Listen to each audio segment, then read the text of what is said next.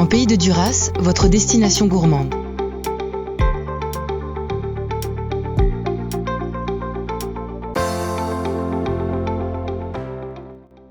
Alors, moi, je suis la troisième génération dans le chocolat. Mon grand-père a commencé en 2012. Ma famille est originaire d'Alsace, d'un petit village qui s'appelle Dambach-la-Ville. Et en 1819, on est parti en Suisse parce qu'on était dans la culture du tabac. Et on est revenu en Alsace en 1871. Chocolatier, chocolatier récoltant, ça veut dire que l'industrie chocolatière est le premier utilisateur de noisettes à travers le monde, principalement de noisettes turques. Et bien sûr, pour faire des chocolats, quoi de plus naturel que d'utiliser des noisettes françaises. Et donc, je me suis implanté en 2001. J'ai racheté la propriété de Georges Bellard, qui a été le précurseur de l'introduction de la noisette dans le Lot-et-Garonne. Et donc, en 2001, il y avait 60 hectares de noisetiers et 20 hectares de pépinière où on produisait environ 200 000 plants. En 2014, la famille Amar voulait vendre sa propriété qui touchait l'exploitation de noisettes qui était à Mirat, donc très près d'ici. Et donc c'était une opportunité pour continuer le développement dans la noisette en rachetant cette propriété parce que là où nous étions à Mirat, on était à l'étroit. Alors, je vous ai parlé avant des noisettes, noisettes consommées par mes chocolateries. Il y en a une qui est à Strasbourg, qui fournit principalement les artisans chocolatiers. Et l'autre entreprise qui est très connue dans la région, c'est les chocolats Yves Turiès qui sont à Marsac près d'Albi. Et Yves Turiès a un magasin à Agen. Yves Turiès est 2 fois meilleur ouvrier de France.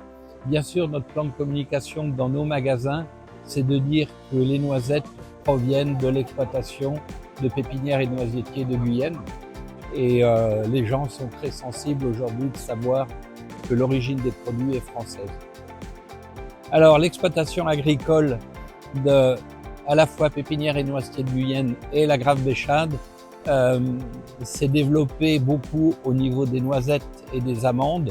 En noisettes, on a 345 hectares de noisetiers et en amandier, on a déjà planté 30 hectares avec l'objectif de faire 60 hectares de noisetiers. Alors, pourquoi la noisette?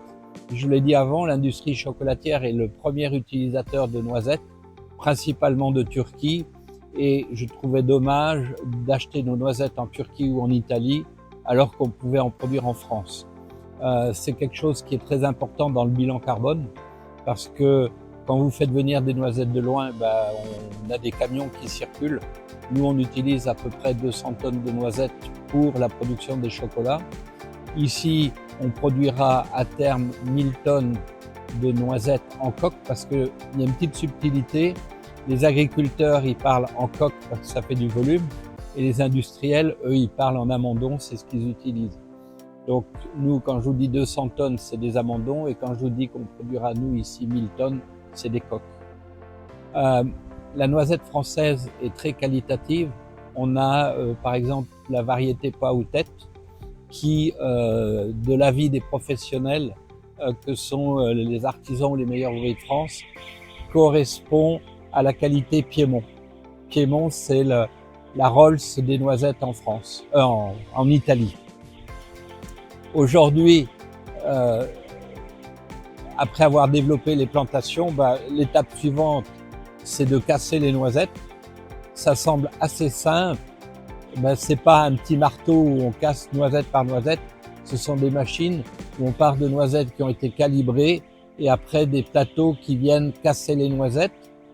Après, on aspire pour enlever toutes les coques.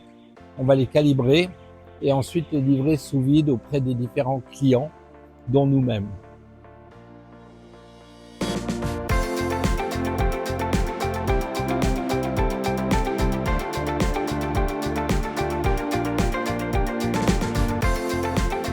En Pays de Duras, votre destination gourmande.